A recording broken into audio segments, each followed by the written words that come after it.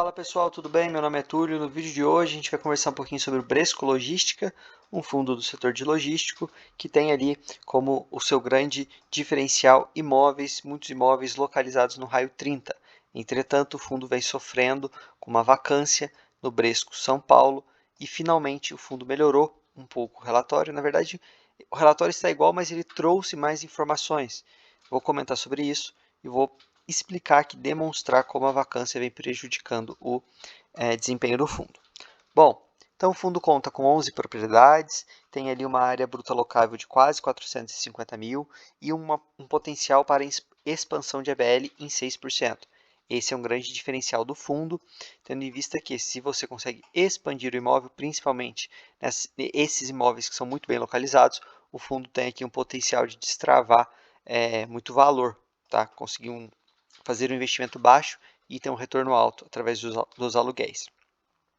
Ele coloca aqui que ele já tem uma receita anual estabilizada e 25% delas são provenientes de propriedades localizadas na cidade de São Paulo. Tá? E hoje o fundo tem ali 12% de vacância física nos seus empreendimentos, que é o que eu estou falando que vem aqui corroendo o resultado do fundo. Prazo médio dos contratos 5,6 anos e 35% dos contratos são atípicos. Ele coloca aqui que 84% dos seus inquilinos são aqui classificados na escala global AAA ou AA. Então, inquilinos muito bons. E 10 das 11 propriedades são classificadas como A+. Bom, passado aqui as informações iniciais do fundo, a gente consegue analisar a DRE. Tem aqui algumas informações muito interessantes. Primeiro, a gente consegue analisar aqui o total de receitas, certo? E na parte de despesas, a gente consegue ver aqui despesas com propriedades. São aqui gastos para poder manter os imóveis. E a gente vê que cresceu bastante no último mês em relação aos meses anteriores. Muito provavelmente esse valor aqui está diretamente ligado com a vacância. Lembrando que um imóvel vago, obviamente, você está deixando de oferir renda com ele, mas você também está tendo um gasto. Então, você tem aqui uma dupla perda. Você está deixando de ganhar e você ainda está tendo que pagar para manter aquele imóvel, pagar o IPTU daquele imóvel, fazer as manutenções básicas, conta de luz, conta de água, enfim. Você tem que ali ter um gasto que, caso o imóvel estivesse alugado, você não teria. Então, esse é o primeiro ponto. Segundo ponto, a gente consegue ver aqui o lucro caixa. Esse foi um ponto interessante. O fundo conseguiu gerar um pouquinho mais de caixa esse mês. E em vez de, como nos outros meses, ele ter que completar a distribuição, ou seja, usar as reservas, a gente consegue ver aqui muito claramente. Por exemplo, no mês anterior, 8.412.000. Ele teve que usar 751 mil das reservas para conseguir distribuir os 62 centavinhos. Nesse mês foi o contrário, ele conseguiu gerar um pouco mais, conseguiu aqui engordar um pouquinho mais as suas reservas e manteve o patamar de 62 centavos. Porém, tem aqui um ponto para a gente ter de atenção que vai linkar com o que está lá embaixo. Tá? É muito importante, não se esqueçam disso que eu vou falar agora. Mas se você estiver gostando do conteúdo, deixa o like, isso ajuda muito o vídeo e principalmente se inscreva. Estou aqui na meta de chegar em 1.000 inscritos o quanto antes para poder liberar um conteúdo exclusivo lá no Telegram. O fundo aqui negocia 2 milhões ao dia, então liquidez super tranquila.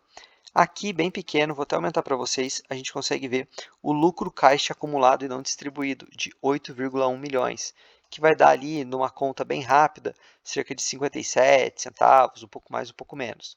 Então, aqui é o colchão do fundo, ele consegue manter o rendimento estável, como a gente viu aqui, ele tem que usar pontualmente as reservas para manter 62 centavos, e hoje ele tem esse valor acumulado. Porém, lá na frente, ele vai informar a destinação desse dinheiro.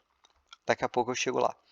Setor de atuação, aqui é um ponto de atenção. A gente sabe que varejo está sofrendo um pouco mais, então a gente tem que ficar aqui ligado. Ele tem muitos inquilinos que atuam nesse setor. Por outro lado, como o fundo tem ativos em localizações excelentes, é um fundo que tem ali majoritariamente seus ativos no raio 30 de São Paulo, muito bem localizados. Caso algum inquilino desse saia, muito provavelmente seria rapidamente locado. Seguindo aqui, questão de reajuste de contrato, que eu sempre gosto de destacar a parte mais relevante dos reajustes está aqui no final do ano. Ele teve um pouquinho aqui em janeiro, em maio tem mais um pouco, mas nos outros meses é muito pouco ou nada. Então, o grosso mesmo está no final do ano. Ele tem um pouquinho de alavancagem, eu já fiz um vídeo específico sobre isso, para esse vídeo não ficar muito longo, eu vou deixar ele marcado aqui, tá? E aqui, finalmente, ele trouxe informações do Bresco São Paulo, que é o ativo que está vago, eu vou mostrar ele aqui para vocês, tá? O primeiro ativo está com uma vacância aqui de 100%, que é o ativo que vem consumindo ali o resultado do fundo, e ele traz aqui informações importantes. Então ele diz, as benfeitorias no Bresco São Paulo, para a qual foi contratada a Helco Engenharia, tiveram início no fim de março. O escopo da obra contempla melhorias na fachada, portaria e partes internas do galpão, também como alterações da comunicação visual do imóvel e reparos estruturais pontuais. Isso é bem legal, pessoal. Os fundos de tijolo eles têm que fazer isso para que no médio e longo prazo seus imóveis continuem valorizando, sendo ali ativos procurados, demandados, porque a gente tem que lembrar que a gente é dono do imóvel e não do contrato daquele inquilino, então o imóvel tem que ser bom no longo prazo. O ponto de atenção com essas obras, o imóvel consegue locar inquilinos ou a gente vai ter que esperar a obra acabar? Ele traz essa informação.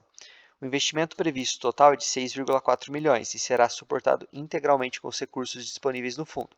As benfeitorias têm previsão de entrega para o final de julho e não impedem a entrada de um novo inquilino ou sua operação durante o período de obras. Então, aqui um ponto importante, porque com certeza os cotistas estão ansiosos aqui para que esse ativo seja alocado e caso a obra impedisse seria um problema não, seria mais lento para resolver nessa situação, mas ele deixou bem claro que não impede. Agora, o que eu falei para vocês, o fundo tem 8,1 milhões em reserva. E ele coloca aqui que o investimento previsto total é de 6,4 e será suportado integralmente com os recursos disponíveis do fundo.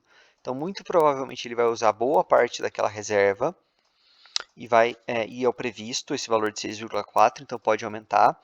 Então, quem é cotista desse fundo, na verdade, tem que ficar ali ligado que pode ser que em algum momento o dividendo dê uma oscilada para baixo, para que o fundo consiga ali fazer uma gordurinha, para conseguir ter uma maior tranquilidade, tá? Porque aqui ele deixou bem claro que ele vai usar recursos próprios, ou seja, o valor que está acumulado.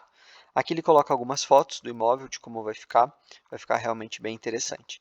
Pessoal, então o vídeo por hoje é isso, bem rápido, direto ao ponto. Se gostaram, deixem like, se inscrevam. Lembrando, o grupo do Telegram está na descrição e no comentário fixado, beleza? Valeu!